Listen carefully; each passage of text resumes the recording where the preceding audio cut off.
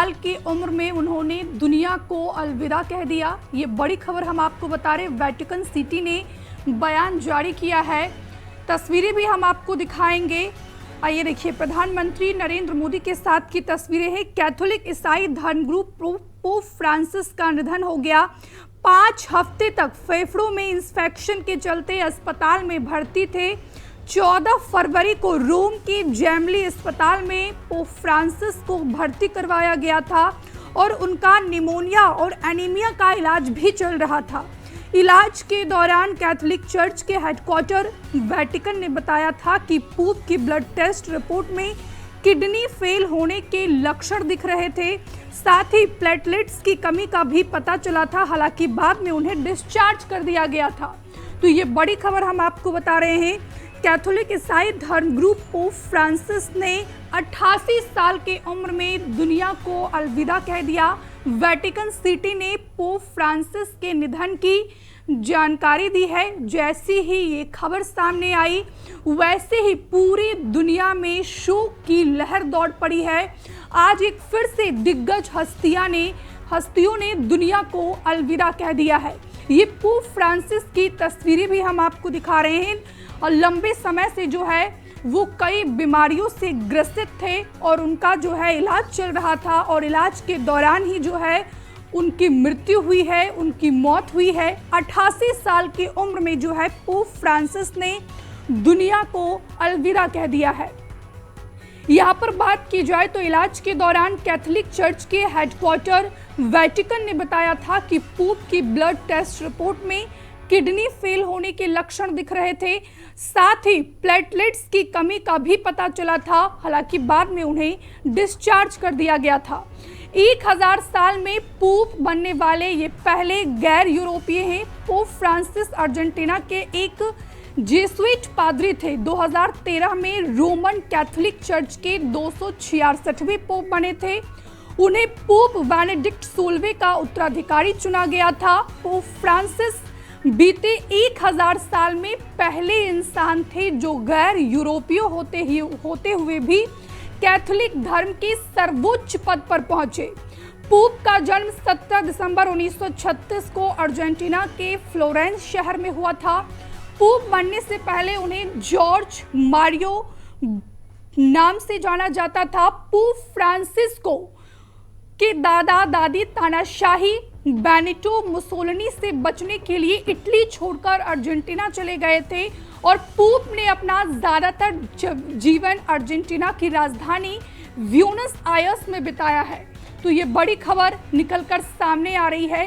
Catholic ईसाई धर्मगुरु pope Francis का निधन हो गया है। 88 साल की उम्र में उन्होंने दुनिया को अलविदा कह दिया। वेटिकन सिटी ने ये बयान जारी किया है।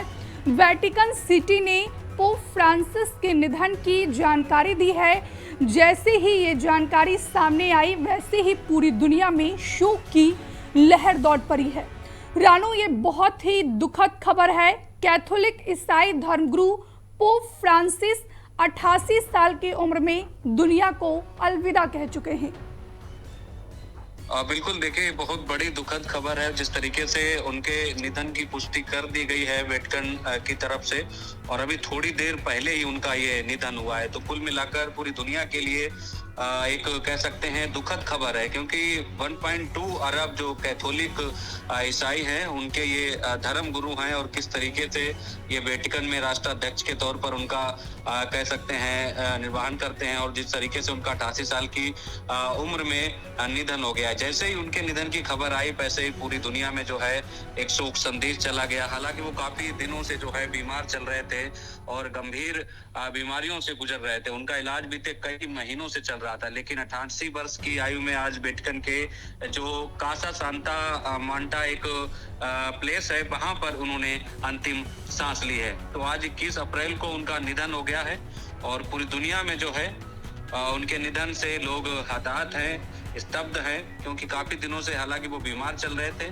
और जी। पोप फ्रांसिस की बात की जाए तो देखिए वो जिस तरीके से ईसाइयों के सबसे बड़े धर्म गुरु हैं और 88 वर्ष की उम्र में उन्होंने जो शरीर का अपना त्याग किया है, कह सकते हैं दुनिया को अलविदा कह दिया है, तो उनके जाने से 1.2 अरब कैथोलिक ईसाई नहीं बल्कि बाकी धर्मों के भी लोग स्तब्ध हैं, क्योंकि वो जिस तरीके से शांति की राह पर चलते थे और जिस तरीके से दुनिया को एक अलग मैसेज देते थे। यही वजह है कि प्रधानमंत्री मोदी भी उनके बड़े मुरीद थे और वो हमने जी। तस्वीरें भी देखी थी जब वो विदेश दौरे पर गए थे, जब उनकी जो है मुलाकात हुई थी। तो देखिए फेफड़ों और किडनी में गंभीर उनको संक्रमण था और इसी वजह से उनका बीते कई महीनों से कह सकते हैं इलाज चल रहा था। फिलहाल आज सुबह करीब 7:30 बजे बताया जा रहा है, जो रिपोर्ट आ रही है वेटिकन से, वो ये बताया जा रहा है कि करीब 7:30 बजे के आसपास जो है उन्होंने आखिरी सांस ली है। जी। कौन कौन सी बीमारी था पोप फ्रांस को? क्या इस प्रकार की जानकारी आपके पास? किस किस बीमारी से वो ग्रस्त थे? देखिए पहले तो उम्र हो चली थी, 88 वर्ष उनकी उम्र थी और दूसरी बड़ी चीज ये है कि उनको कई सारी बीमारियां थी। 14 फरवरी को जो रोम के जेमेली हॉस्पिटल है वहां पर उनको एडमिट कराया गया था और इस दौरान जांच में पाया गया था कि निमोनिया और एनीमिया का उनका जो है इलाज चल रहा था। लेकिन 5वें हफ्ते तक भर्ती कराने के 4-5 हफ्ते बाद देखा गया कि उनके फेफड़ों में भी इन्फेक्शन हो गया है, जिसके चलते उनका इलाज फिर दोबारा दूसरे तरीके से शुरू किया गया।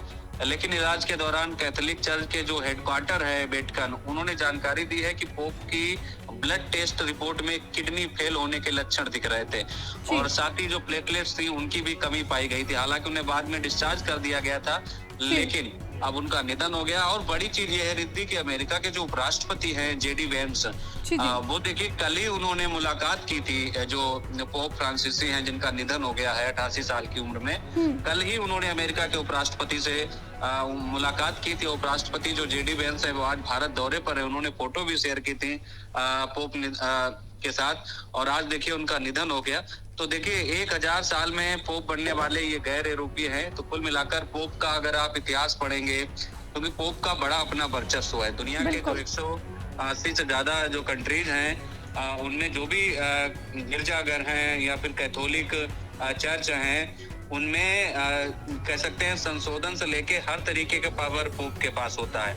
जी। तो ये जो पोप अभी जिनका निधन हुआ है वो 266वें पोप थे, इनका फिलहाल निधन हो गया है 88 साल की उम्र में। और पोप का जन्म की अगर बात की जाए तो देखिए जिस तरीके की अभी जानकारी मिल रही है 17 दिसंबर 1936 को उनका जो है अर्जेंटीना में जन्म हुआ था और आज जो है 88 साल की उम्र में उनका निधन हो गया है। पहली बार हुए 13 दिसंबर 1969 को, जब उनकी 33 साल की उम्र थी, तब वो पादरी बने थे और पादरी बनने से पहले वो बाउंसर और केमिस्ट टेक्नीशियन का काम देखते थे।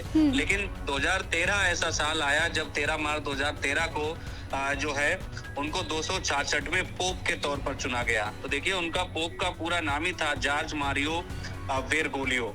तो जॉर्ज मारियो बेरगोलियो का निधन हो गया है, जो 2013 में 266वें पोप बने थे और आज उन्होंने 88 साल की उम्र में इस दुनिया को अलविदा कह दिया है। बिल्कुल रानू, अगर यहाँ पर पोप फ्रांसिस की बात की जाए तो उनके ऐसे कई बड़े फैसले रहे हैं जिसको लेकर वो चर्चा का विषय भी बने रहे, जिसमें उनका सबसे बड़ा फैसला है कि पुनर्विवाह को धार्मिक मंजूरी देना, बच्चे के यौन शोषण पर भी उन्होंने माफी मांगी थी। तो ऐसी वो चीजें हैं, कई ऐसे उनके बड़े फैसले हैं जिनको लेकर जो है पोप फ्रांसिस जो है वो चर्चा में आए। अब बिल्कुल देखिए रिद्धि, पोप फ्रांसिस ये जो 266वें पोप फ्रांसिस जो जॉर्ज मारियो बेरगोलियो हैं जिनका भी निधन हो गया 88 साल की उम्र में, ये कई अपने कह सकते हैं ऐसे ऐतिहासिक कामों के लिए जाने जाएंगे। चाहे कह सकते हैं पुनर्विवाह को धार्मिक मंजूरी की बात हो और चाहे पोप फ्रांसिस के बड़े फैसले में समलैंगिक व्यक्तियों के चर्च आने पर या चर्च में एंट्री का बात हो। तो कुल मिलाकर ऐसे, और चाहे बच्चों के यौन शोषण पर माफी का मामला हो, तमाम ऐसी चीजें हैं जिन्हें कह सकते हैं 1.2 अरब कैथोलिक जो ईसाई लोग हैं वो याद रखेंगे, क्योंकि ईसाइयों के सबसे बड़े धर्म गुरु जो हैं वो पोप फ्रांसिस ही होते हैं। तो कुल मिलाकर कह सकते हैं कि जॉर्ज मारियो के निधन से पूरी दुनिया इस वक्त सदमे है, खासकर ईसाई धर्म के लोग 1.2 अरब जो कैथोलिक ईसाई हैं, क्योंकि उनके ये प्रमुख तौर पर धर्म गुरु हैं। और 60 से ज्यादा देशों की उन्होंने यात्राएं की थी। कई ऐसे काम हैं जिनके लिए उन्हें जाना जाएगा। फिलहाल 88 साल की उम्र में उनका निधन हो गया है और निधन का जो ऑफिशियल पुष्टि है वो वेटिकन की तरफ से कर दी गई है। बिल्कुल रानू, आप नजर बनाए रखिए। फिलहाल के लिए बहुत बहुत शुक्रिया आपका, तमाम बातचीत के लिए, तमाम जानकारी के लिए। तो कैथोलिक ईसाई धर्मगुरु पोप फ्रांसिस अब हमारे बीच नहीं रहे। 88 साल की उम्र में उन्होंने दुनिया को अलविदा कह दिया। वेटिकन के मुताबिक स्थानीय समय अनुसार की बात की जाए तो आज सुबह 7:35 पर पोप फ्रांसिस ने आखिरी सांस ली। उनको 14 फरवरी को रोम के जेम्बली अस्पताल में भर्ती करवाया गया था। निमोनिया और एनीमिया का भी पोप फ्रांसिस का इलाज चल रहा था। 5 हफ्ते तक फेफड़ों में इंफेक्शन के चलते अस्पताल में भर्ती रहे।